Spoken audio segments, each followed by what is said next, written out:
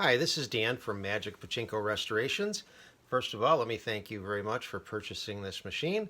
I hope that it arrived at your home safe and sound and we don't have to worry about fixing anything. We've had real good luck with shipping machines, so that shouldn't be the case. Right now I'm showing you the back of the machine, obviously, and there are pachinko balls in the machine right now, but I'll show you how to load them in. If you haven't already done so, my recommendation would be to buy about 500 pachinko balls. Because of the rapidity of the balls going through this machine, you're going to want have a lot of them, at least 300 if not 500. So there is a plug or a cord that you need to plug in, and when you plug that in initially, there are two lights on the machine. There's one in here and there's one behind this. They'll both come on because this switch won't have any weight on it. If I lift the weight off of that, you can see that light come on. The weight of the balls presses down on the switch and actually turns that light off. So initially you're just going to take pachinko balls and you're going to dump them into the upper tray. Now if you notice this red piece right here, it's attached to a rod that goes up to this lever. If I were to lift up on that lever, what would happen is this would come up out of the way and all of the balls from here all the way back would drop down this tube and exit the machine. That's a maintenance thing. It's just for emptying the balls out of the machine. So if you ever wanted to do that, all you have to do is lift up on this rod and they just all come out. You would still have to get the balls that are in this area out, but this empties the vast majority of the balls. So when you first start, this is going to be down. It really can't go any other place. On some machines they can be in the open position, but that's always going to be in that position unless you lift up on it. So you're going to just simply pour pachinko balls into the upper hopper, and you can fill this right up to the top. And the balls will drop out of the hopper. They go into a double file in here, so you can only see the single row of them, but there's another row behind them. They do a turnaround, come around here, and then this is what's called the jackpot chamber here. And there are 7 balls on this side of the jackpot chamber and 7 balls on this side of the jackpot chamber. Okay, so that's how you load the machine up and get it ready for play. Now there's one other thing that you need to be aware of, and that is what's called the seesaw chamber. And this cover is just a snap-on, and this is the seesaw chamber. Right now, the seesaw, this is the seesaw right here. It's got 2 pachinko balls in it that transfer weight back and forth. The seesaw mechanism is on an uphill slant.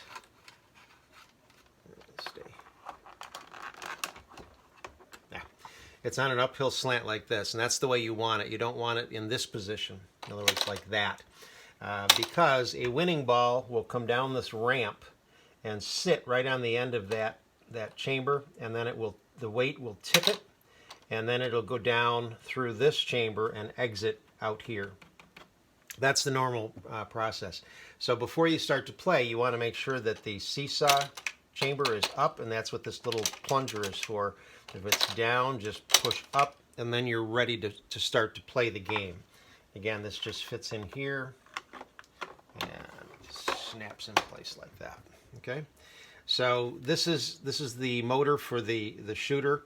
This would adjust the tension on the shooter. If you don't think it's launching the balls hard enough, you can give it more tension or less tension. These switches are, this switch here is an anti-theft switch that closes something in here. In Japan, they always had to worry about people trying to steal pachinko balls out of the machines. Obviously, you're not going to worry about that. And then up in here, there's another switch with, it's called a leaf switch, and when the contact is made, you can see that light come on up here. And when a winning ball goes through the machine, a mechanism is going to lift up on that, make the contact, and turn the lights on. So it's this little switch here, and this is your ball out light switch. Okay, so that's really the back of it. There's very little that can go wrong with these. Even the shooters that launch many balls very rapidly, Once the machines are set up and properly calibrated, there's very little that can go wrong with them, so you really shouldn't have to worry too much about anything. So on the front side, oh, sorry, before I swing this around, right here on this side is a lever. If you push down on that, it will open the front door. I'll show you that. And then down here is another lever. And if you push down on this, then the entire mechanism will swing out on hinges. There's hinges up here and down here. And the entire board, if you will, swings away from this frame right here. So if you end up taking the legs off of it and mounting it into a wall cabinet, you would screw this into the wall cabinet so it was solid, and then you could swing the machine right out if you wanted to do that.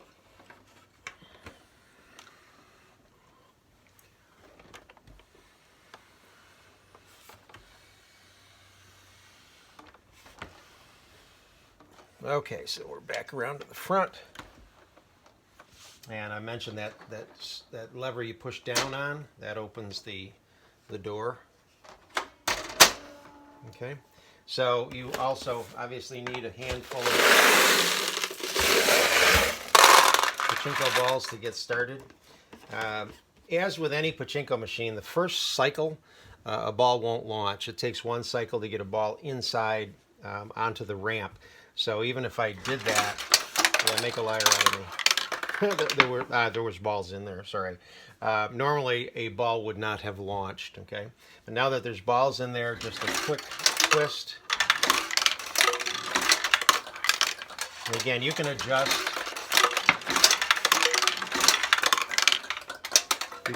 the tension if you don't think the balls are going up high enough. It's hard, it's a matter of personal preference on these, how much tension to put on that spring. If I hold it a little bit longer, it'll launch a little more, but sometimes you'll get two balls. Again, these machines get kind of finicky with trying to single launch a ball. Let me put a few more balls in the tray.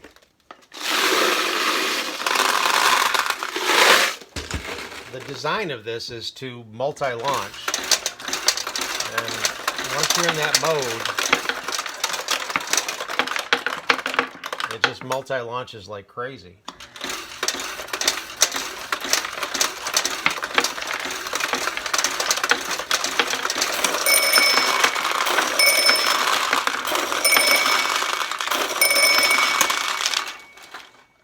So it just kind of depends on how you want to play it. If a ball doesn't make it up the ramp, it just comes down and comes down into this tray, so it's not a big deal. It's a very pretty machine. Kyoraku is the manufacturer. Again, I'm thinking probably from the mid-'80s, I would say, on this machine. It cleaned up very well. It was pretty dirty when I got it, but it cleaned up very nicely. So again, if you have any questions, you can call me. You should have my phone number by now. Email, anytime. I'm always available to help you out. Again, thank you very much for buying the machine. Bye-bye.